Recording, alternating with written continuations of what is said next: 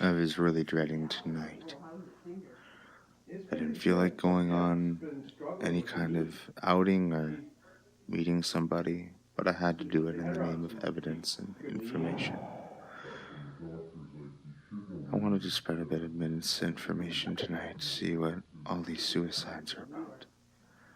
Seems to happen to all the single ladies, or whatever that woman talks about. Not even sure if that was a reference to the whatever decade it was. I sat on a neighbor of mine's couch, Grandma Freckles, and I was really tired that day. It was freaking hot out. I was out of cigarettes. I just couldn't get comfy. To be honest, I'll tell you my honesty. I hate blind dates.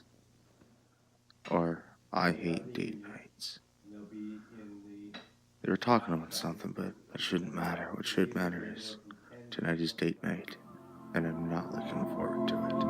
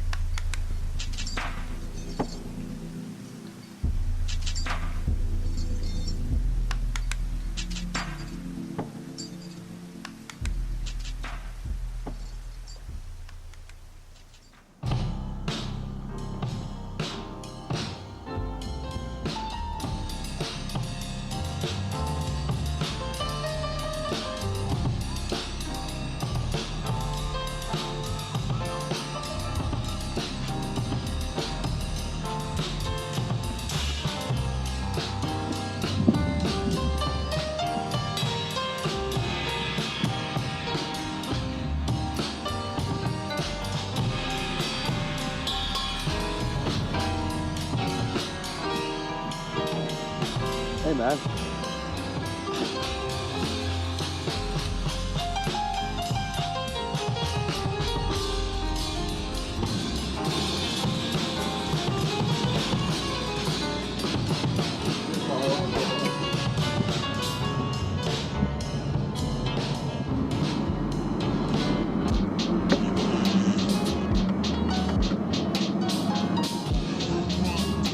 Hello?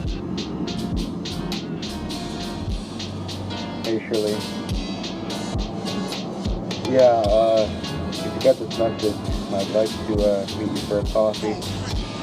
Maybe talk about starting things over. Give me a call. Bye. Shirlene was my ex-wife. We were married for 5 years. Separated for about 5 years. I really wanted to get back together with her, but she was already with somebody, or so I thought. I had a date later that day. I think somewhere in September of I don't remember. I decided to meet my friend in a quaint little thrift shop, just south of Laurel City. This is the south.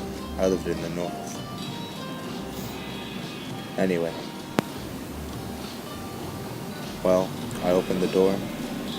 Wouldn't you know it, there he was right there.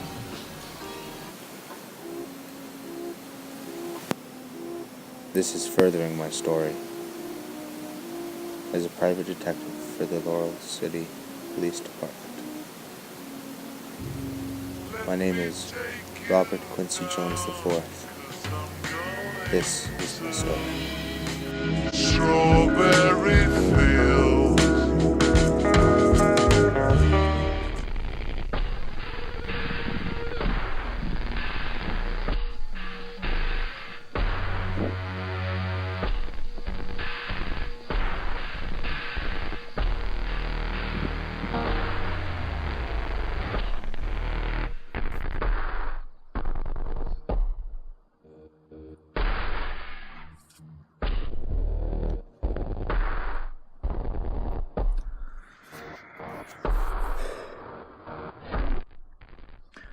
I guess I have a date tonight.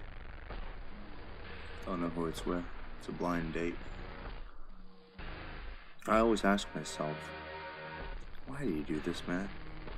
To be honest, I have no friggin' idea. But hey, maybe she's cute, maybe she's ugly, maybe she's in between. I don't care about looks. All I care about is getting some information without telling them that I am the detective, so let's see what I can do.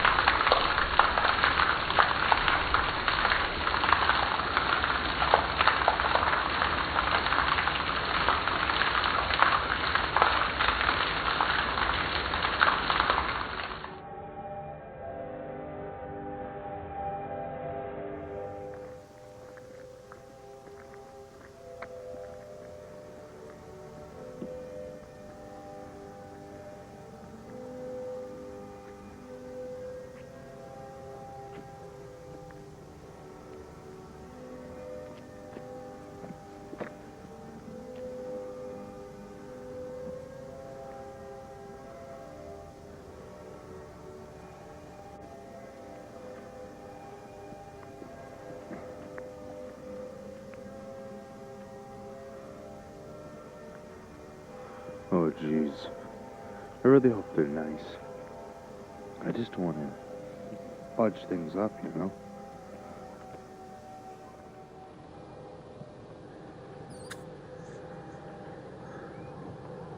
That was just me being hopeful. I set my standards too high, I set my hopes too high. My God. What did I make myself into? How did I even meet Shirley, and how did I even get to marry her? Well, this was a date for two reasons. One, the main reason, to gather evidence and to testify against this potential killer. I had the suspects written down, but geez, this guy just wasn't gonna quit. Don't know who he was or what he's doing at this current time. Even now, I still couldn't catch him. Thing is, I was also coming here to look for a companion, but it's like they're almost part of a group, and if something doesn't happen or something doesn't follow through, like the date, I assume that they did some kind of ritualistic suicide. This is one of those cases that were never solved and were never resolved. A little bit of alliteration, wordplay, I guess. Don't remember the technical term, but I always liked going for walks. It would clear my head. I'd have a Rogue cigarette. They were the brand that my boss got me on. That Grandeur of 19 whatever. I don't remember what decade it was, but geez. At that point, I spent about 3 days without a drink, so I thought, why not have a couple drinks with this one lady? Or what if they set me up with a man? That's something I'm not willing to do. But if it floats other people's boats, it's totally fine. I just hope that they set me up with a woman. Unless if my boss is trying to play a cruel joke towards me. Oh boy. This road, which I will later describe in my home video style editing, was Heather Road, named after a great aunt of my neighbor Grandma Freckles. I didn't know her, but apparently she was a very nice woman. And I feel bad because I've littered the road with countless butts. Look at how careless I threw it. My God, I'm a terrible person. You. Oh, jeez. Heather Road. 'Twas my youth.